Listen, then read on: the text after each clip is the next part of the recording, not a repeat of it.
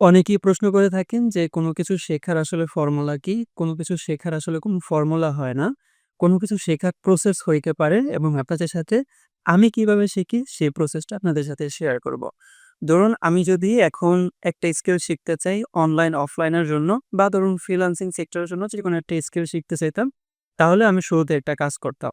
কাজ করতাম কি? আমি হচ্ছে YouTube এ বা ChatGPT তে যাইতাম। যাওয়ার পরে আমি লিখতাম যে top freelancing skill in Bangladesh অথবা ইন দ্য ওয়ার্ল্ড বা 2025 লেখার পরে সেখানে আমি হচ্ছে টপ 10 যখন লিখতাম তখন ১০ টা আপনার হচ্ছে লিস্ট পাইতাম।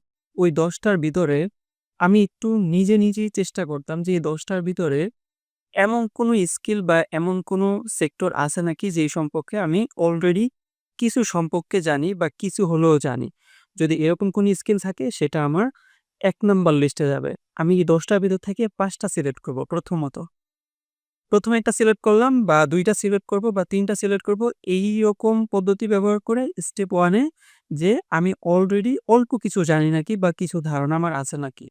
এখানে যখন আমি ৩ টা সিলেক্ট করব এবং ২ টা সিলেক্ট করব, বাকি ২ টা সিলেক্ট করব হচ্ছে আমার ইন্টারেস্টের উপর ভিতরে। আমি কিছু জানি না বাট আমি আগ্রহী। ফর এক্সাম্পল স্বরূপ ধরুন আমি ভিডিও এডিটিং সম্পর্কে মোটামুটি জানি। তাহলে ভিডিও এডিটিং ১ নাম্বারে। দ্বিতীয় হচ্ছে ডিজিটাল মার্কেটিং এর Facebook অ্যাড সম্পর্কে আমি মোটামুটি জানি। কিছু ধারণা আছে, এটা ২ নাম্বারে। এবং এই যে Facebook মার্কেটিং এর ভিতরে YouTube এ অ্যাড দেওয়া যায়, Google এ অ্যাড দেওয়া যায়। তাহলে ওইটা থাকলো ৩ নাম্বারে।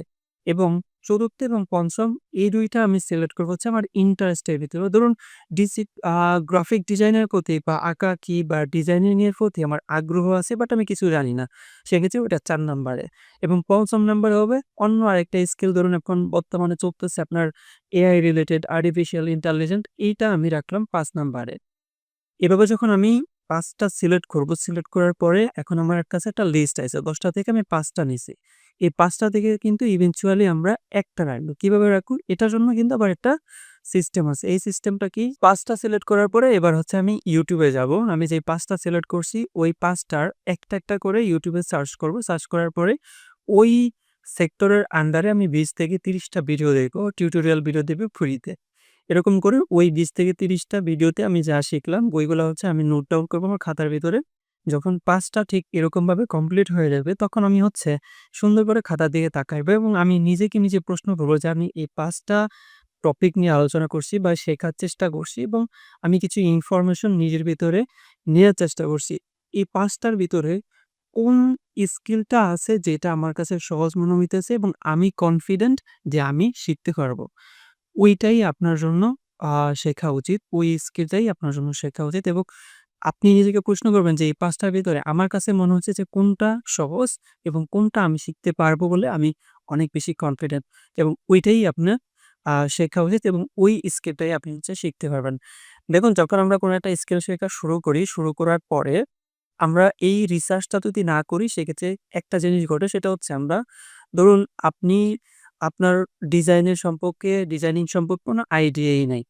কোনো একজন গ্রাফিক ডিজাইনে ভালো করতেছে। আপনি তাকে দেখে গ্রাফিক ডিজাইনে চলে গেলেন। যাওয়ার পর আপনি দেখলেন যে টি-শার্ট ডিজাইন করতে অনেক কষ্ট, মোকআপ বানাইতে অনেক কষ্ট, বিজনেস কার্ড ডিজাইন করতে অনেক কষ্ট, থাম্বনেল মানে ফটোশপের কোনো কিছুই আপনার মাথার ভিতরে ঢোকে না। অথচ যদি আপনি Facebook অ্যাড নিয়া যাইতেন, সেক্ষেত্রে আপনার বেশ কিছু নলেজ আছে এবং আপনি ওই জিনিসটা অনেক বেশি সহজেই আপনার নিজের ভিতরে acquire করতে পারতেন। আবার অনেক ক্ষেত্রে দেখা যায় যে অনেকে অনেক আ মানি অ্যাপ ডেভেলপমেন্ট বা আর্টিফিশিয়াল ইন্টেলিজেন্ট এই সেক্টর গুলাতে ইনকাম একটু বেশি। ইনকাম বেশির কারণে ওই সেক্টর গুলাতে চলে যায়। সে কিন্তু চাইলে শুধু YouTube এ অ্যাড দিয়েও কিন্তু নিজের কেরিয়ার দাঁড় করাইতে পারত বা শুধু Facebook অ্যাড নিয়েও কাজ করে কিন্তু নিজের কেরিয়ার দাঁড় করাইতে পারত। বাট প্রপার একটা রিসার্চ না করার কারণে যখন আমরা শুরু করি আ কোনো একটা রিসার্চ ছাড়া শুরু করার পরে কিছু দূর যাওয়ার পরে আমরা বুঝতে পারি যে এই জিনিসটা বা এই স্কিলটা আমার জন্য কঠিন মনে হইতেছে, আমি শিখতে পারব না। অ্যান্ড দেন আমি আবার আরেকটা সুইচ করি। এই সুইচিংটা কিন্তু চলতেই থাকে আ এবং যতক্ষণ না পর্যন্ত আমাদের মনের মতো একটা স্কিল বা একটা সেক্টর পাই ততক্ষণ পর্যন্ত কিন্তু এই সুইচিংটা চলতেই থাকে। তো আমি চাই আপনার সাথে এই জিনিসটা না হোক। আপনি কোনো একটা স্কিল শেখার আগে আপনি জাস্ট রিসার্চ করেন। রিসার্চ করার পরে একটা স্কিল ফাইন্ড আউট করেন। তারপর আপনি ওইটা নিয়ে কাজ করা শুরু করেন। তারপরে আপনাকে যথেষ্ট পরিমাণ সময় দিতে হবে যে আপনি প্রথমত আপনি ১০ টা সিলেক্ট করলেন, তারপর আপনি ৫ টা সিলেক্ট করলেন। ইভেনচুয়ালি আপনি যে একটা স্কিল সিলেক্ট করলেন, ওই স্কিলটা ও আপনার আপনার জন্য শেখা উচিত বা আপনার জন্য আপনি শিখতে পারবেন কি পারবেন না এটা বোঝার জন্য কিন্তু পর্যাপ্ত পরিমাণে টাইম দিতে হবে। ১ম দিকে আমরা যখন কোনো একটা স্কিল শেখা শুরু করি তখন ১ম যেই আ স্টার্টিং পয়েন্টটা ওই জিনিসটা কিন্তু অনেক সহজ থাকে। মানে কোনো স্কিল শেখার শুরুর দিকে সহজ, কিছু দূর যখন যাওয়া হয় তখন আবার একটু কঠিন হয়। একটু বলতে অনেকখানি কঠিন হয় এবং এই কঠিন পথটা পার করতে পারলে কিন্তু শেষের দিকে যেয়ে আবার সহজ মনে হয়। আমরা অনেকেই যে জিনিসটা করি সেই জিনিসটা হচ্ছে শুরুর দিকে যখন সহজ লাগতেছে আমরা শেখা শুরু করে দিই। শুরু করার পরে মাঝখানে যায়া যখন কঠিন লাগে এই কঠিন অবস্থায় আমরা হচ্ছে কুইট করি অ্যান্ড দেন আমরা ওই জিনিসটাকে শেষ করতে পারি না। এবং আমি চাই আপনি যে একটা স্কিল সিলেক্ট করলেন এই পদ্ধতিটা অবলম্বন করে আমি পদ্ধতিটা আবার বলতেছি। প্রথমত আপনি সার্চ করবেন YouTube এ বা Google এ টপ 10 ফ্রিল্যান্সিং স্কিল 2025 ১০ টা লিস্ট আসবে। সেখান থেকে আপনি ৫ টা সিলেক্ট করবেন ২ টা স্টেপের মাধ্যমে।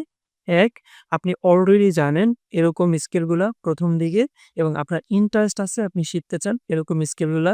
2nd টোটাল ৫ টা সিলেক্ট করবেন এবং এই ৫ টার ভিতর থেকে ইভেনচুয়ালি একটা সিলেক্ট করবেন। কিভাবে? সেটা হচ্ছে এই ৫ টা নিয়ে আপনি রিসার্চ করবেন YouTube এ এবং Google এ পর্যাপ্ত পরিমাণ নলেজ আপনার ভিতর অ্যাকোয়ার করার পরে আপনি যেটা কনফিডেন্ট যে মনে করেন যে আমি এই স্কিলটা শিখতে পারবো এবং আমি অনেক বেশি কনফিডেন্ট। সেই স্কিলটা নিয়ে আপনি পর্যাপ্ত পরিমাণে একটা টাইম দিবেন শেখার জন্য এবং ওই স্কিলটা রিসার্চ করার জন্য বা শিখতে যেই পরিমাণ টাকা খরচ করা লাগে, ওই পরিমাণ টাকা খরচ করে বা কোর্স কিনা লাগলে কোর্স কিনে অথবা কোনো ট্রেনিং সেন্টারে গিয়ে শিখা লাগলে শিখে আপনি পর্যাপ্ত পরিমাণে সময় দিয়ে ওই জিনিসটাকে অ্যাকোয়ার করা বা ওই স্কিলটা অর্জন করার চেষ্টা করবেন। এই হচ্ছে প্রসেস এবং এই প্রসেসটা যদি ফলো করেন তাহলে আমি মনে করি যে আপনি খুব সহজেই একটা স্কিল সিলেক্ট করে এবং ওই জিনিসটা আ শেষ করে মানে শেখা শেষ করতে পারবেন।